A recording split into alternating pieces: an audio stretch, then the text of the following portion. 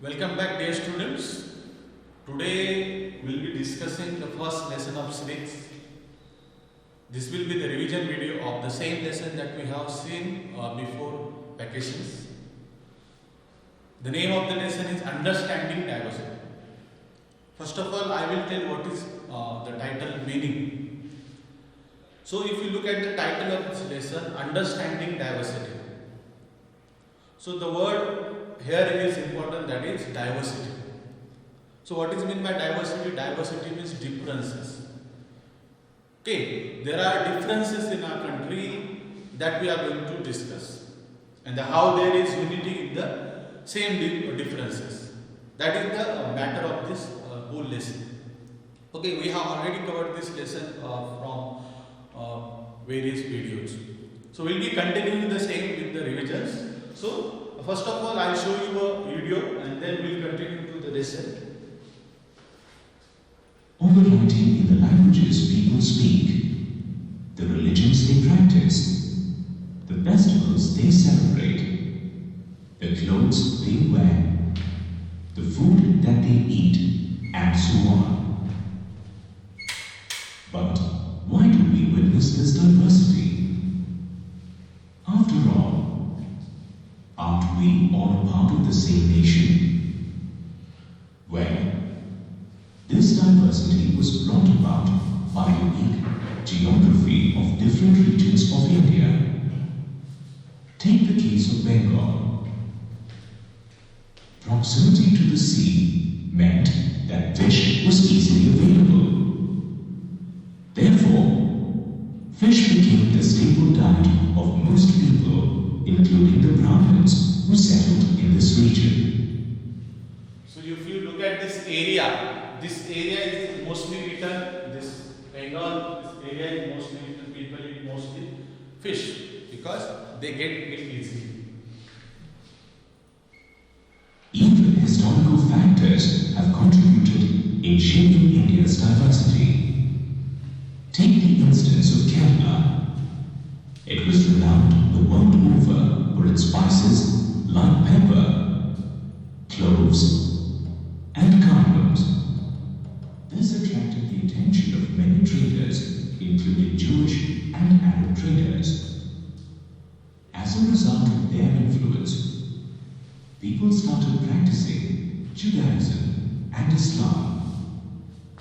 Traveling was also an important factor that contributed about diversity in India. Thousands of years ago, people traveled to discover new places in search of jobs or to carry out trade. Soon, they started adopting customs and traditions of the new place while still retaining some of the old ones, which led to the emergence of new languages, religions, culture, and tradition that were unique to the region. This diversity, which was formed centuries ago, withstood even the British's divide and rule policy. The British tried to divide India on communal and linguistic lines, but their strategy of divide and rule fell apart when thousands of Indians belonging to different castes, religions, and cultures rose in unison against the British. Seeing this unity, Nehru coined the phrase unity in diversity. Today, India, a nation of diverse faiths and culture, has become a global powerhouse. We have now reached the end of this module on diversity in India. In this module, we learned that diversity is an important characteristic of India. The word diversity indicates that Indians speak different languages, have various types of food, celebrate different festivals, and practice different religions. Diversity came about when people started traveling from one part of the world to another. So here is the summary of the video that we have seen. So diversity is important characteristics of India. It is one of the important characteristics of India because we find all type of diversity that is found in our country.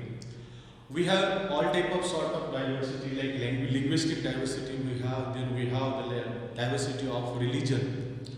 6 major religions are found in our country. Among them 6 religions, there are 4 religions which are born in India. They are created in India. They are created by Indian people. Okay, so we have a number of variety of languages. More than some 100 of languages are spoken in India. So there is a great variety of caste. We have variety of language. We have variety of culture. We have variety of tradition. That's why it is said that India is a diverse country, because the climate is also important here because it is affecting to the diversity. Then there are certain factors that you have seen through video also that are affecting diversity of India. Okay, so we'll be continuing with the same topics with the PPT.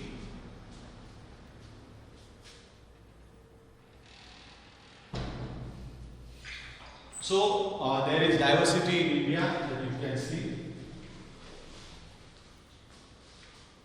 Then if you look at this picture, you will find the diversity of different religions over here. Like we have Hinduism, then different festivals are celebrated. We have Christmas celebrated here. These different cultures, different traditions, different festivals are celebrated in our country. Because we have all the religions of the world. Okay, that's why there is a great variety of culture. We have tradition or different traditions that are came from generation to generation. So we have to respect this also. Then we have the diversity of food also. Different food is eaten. If you go to North India, you find different type of food. If you go to South, there will be again different type of food. Even almost every part food, world's food you can get easily in India. You take Chinese products, if you take Italian, everything we are getting. So means there is a great variety of food also. Okay, it depends on what type of climate it is.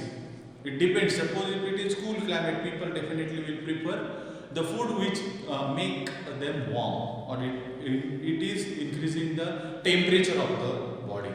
Or if you go to where the temperature is hot, the people will be eating such type of food, it will keep them cool. So according to climate, according to their taste, according to religion, the food is also changing. The food also changes as they changes these many things. So we have a number of languages spoken in India.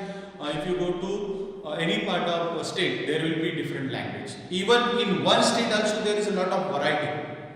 If you want to take example of Maharashtra, Marathi, you go to Konkan, you will find different type of dialects spoken in Konkan area. If you go to then Vidarbha, there you find different type of tones and different type of words in same language. The language is same, but there are different dialects. Even number of people are that they have their own languages, their traditional languages they speak. So there is a great variety of languages. Till there is a what can we say, unity in that whole diversity. Here again example of diversity is mentioned in your textbook. We have Samir A and Samir B. We have already covered this topic, but still we revise this topic. So Samir A and Samir B. So as these are the two children. Okay, and they meet on the road. As Samir A was going to school and Samir B is newspaper boy. So they meet on a place. They meet on a zebra crossing or signal, and they have a discussion. Or he used to go. Samir A used to go every day by that way only, and Samir B was there only always to sell the newspaper. So they had some certain interaction with each other, they talk with each other. The similarity and differences you have seen this. Like Samir A, what are the similarity and differences will discuss. He goes to school. Samir ek goes to school. But Samir do sells newspaper. He is not going to school. Samir ek can speak English. Samir do can't speak English because he is not going to school. Then Samir ek is a Hindu boy. Samir do is a Muslim boy. Then Samir ek followed Hindu culture, Hindu tradition. Samir do follow Muslim culture. So the name is same. The name only similarity of that their name is there. So the name is same, but there many things are different. One is poor, the other is rich. So there is a variety of, I can say, social status. There is a great variety of social status people where some people are poor, some are rich. So here also example we have. So what are the similarity? Similarity is what? Their name. As I told you, there is similarity of name.